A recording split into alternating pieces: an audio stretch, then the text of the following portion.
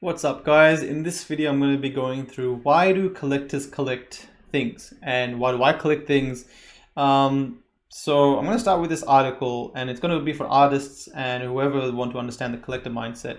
But you can see here people collect things for whatever reason, right? So we've got people collecting toenail clippings, back scratches, whatever these robots are, umbrella cover sleeves, Coca-Cola cans. People collect whatever they collect because they like it, right? They have their own reasons why they choose it. I am one collector of millions in the world out there, billions potentially, that collect different things. People collect Pokemon cards, etc. And to understand each demographic, it's going to take too long because you can't. Some people can't resonate with why certain things have value, like GPK, garbage pail kids, right? People are going nuts for them. I don't know what the hell they are. I don't know. I never grew up around them. They were nothing to me.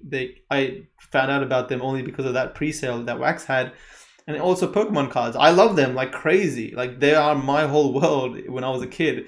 And I have mad, like I resonate crazily with them. But the new demographic, all right, they still may be into it, but like my parents don't understand why the hell I'm crazy about Pokemon cards. For them, it's nothing, right?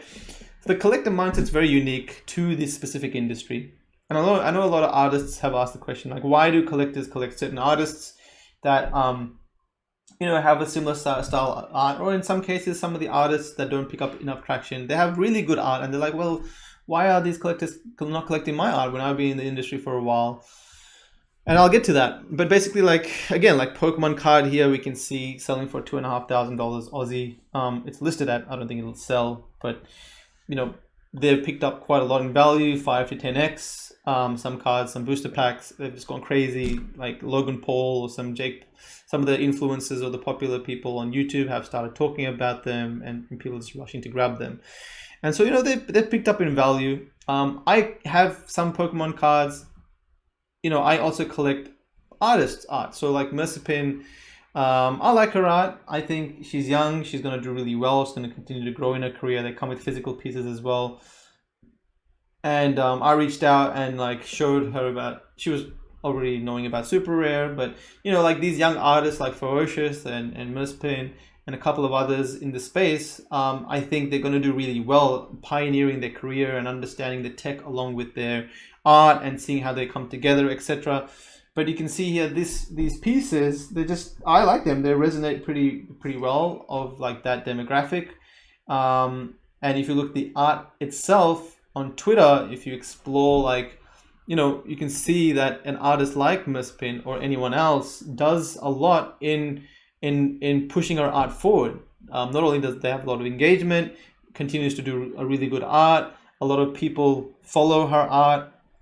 It's the same case. Like, I like to invest in artists personally. I like to invest in artists who have a history or will have a future in progressing their art or perfecting their art. And I'm still learning about the art industry. Only the last couple of months have I kind of been really immersed. For me, it was a whole new, like, what the hell's going on? But I've pushed myself to learn about it, and people like Whale Shark have spread their knowledge, and a couple of others about Steve and others in the art collecting world. But you can see,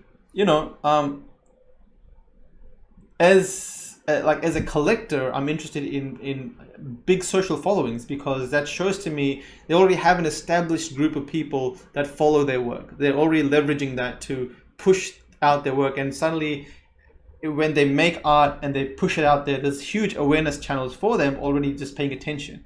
And as a collector, you're like, oh, well, so already they have a big head start. So you want to join that journey, right?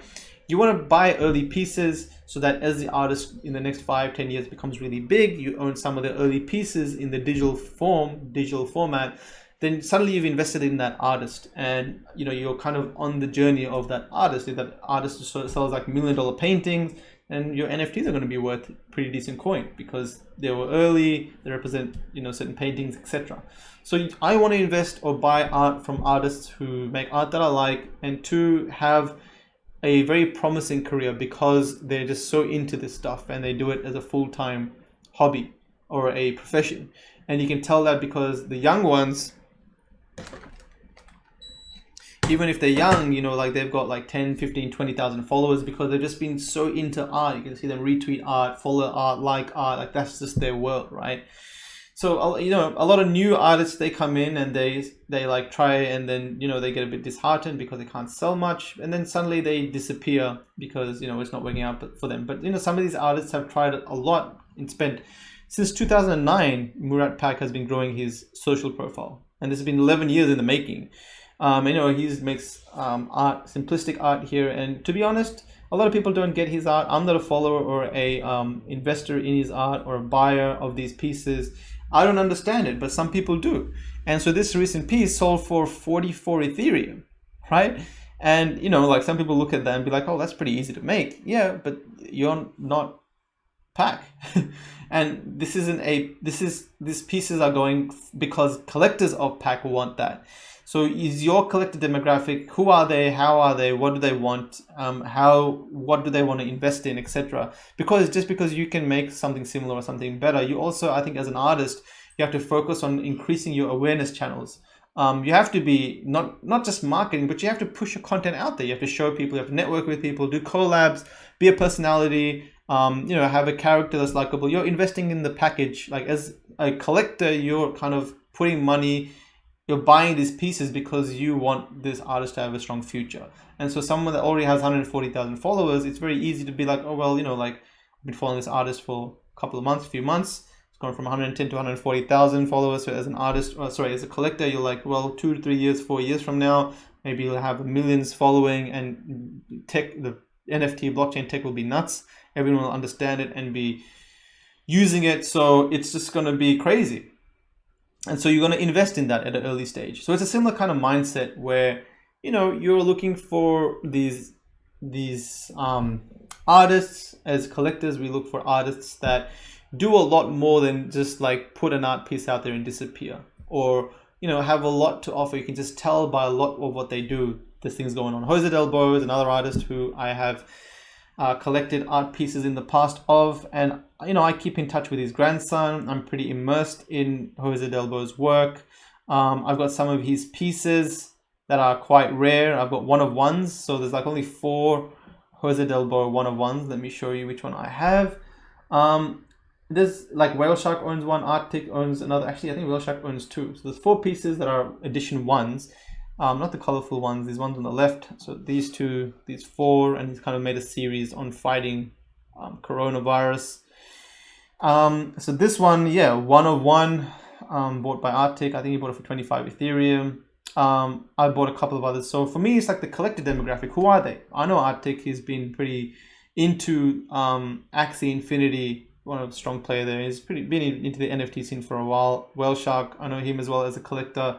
You know, you value these people's decisions. But for me, you know, Jose Delbo, early Marvel comic artist, a lot of history to him, a lot of validity to him. So I want to collect his art. That's what hits me as a collector. So if someone else may have the rights to do this, but, you know, were you someone in the 1960s who were making Marvel art, who kind of who was part of that starting phase of the movement before it is what it is now? And not many people can say yes to that. So, you know, there's something unique about the artist that makes you want to collect them. You like their art pieces, they resonate with you. And it's different for each person, right? And we're in the crypto space. You'll see a mix of people that like tech, or like crypto, that like, you know, themes that are relevant in this space. And as the space grows and kind of goes on its own tangents, and, you know, we go beyond just the crypto crowd and the cryptocurrency kind of phase, you're going to see all sorts of things sell.